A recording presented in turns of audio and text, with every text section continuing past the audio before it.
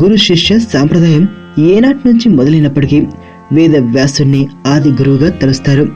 మహాభారత మహాకావ్యాన్ని రాసిన వేదవ్యాస మహర్షి జన్మించిన ఆషాఢ పౌర్ణమిని గురు పౌర్ణమిగా జరుపుకుంటారు. ఆ రోజున ప్రతి వ్యక్తి సంస్థ గురువులను పూజించి శక్తి అనుసారం దక్షిణ సమర్పించుకుంటారు. సంపూర్ణ వ్యక్తిగా రూపొందాలంటే ఏ వ్యక్తికైనా గురు భక్తి కావాలి. నిస్వార్థంగా సర్వస్వం సమర్పించగల గుణం కూడా అలవడాలి.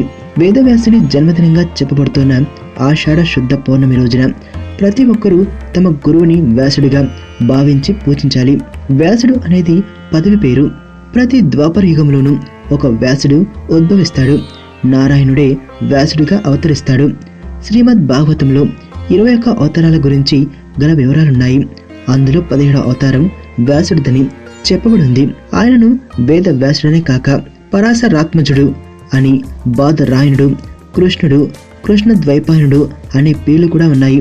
ఏకరూపంలో ఉన్న వేదాల్ని 4 శాఖలుగా చేసి తన 4 శిష్యులకు బోధించినవాడు.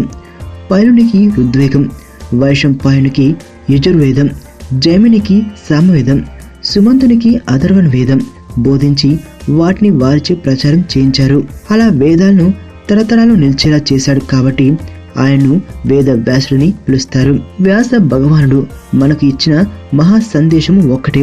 ఇతరుల తీరు ఏదైతే మనల్ని బాధ పెడుతుందో ఆ విధంగా మనం ఇతరులతో ప్రవర్తించవద్దని, పరమ ధర్మాలన్నింటిలోకి పరమోత్తమమైన ఈ ఒక్క విషయాన్ని త్రికరణ శుద్ధిగా పాటిస్తే సమాజంలో శాంతి సదా నెలకొంటుంది.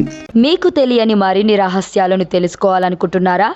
అయితే సబ్స్క్రైబ్ చేయండి రహస్యవాణి.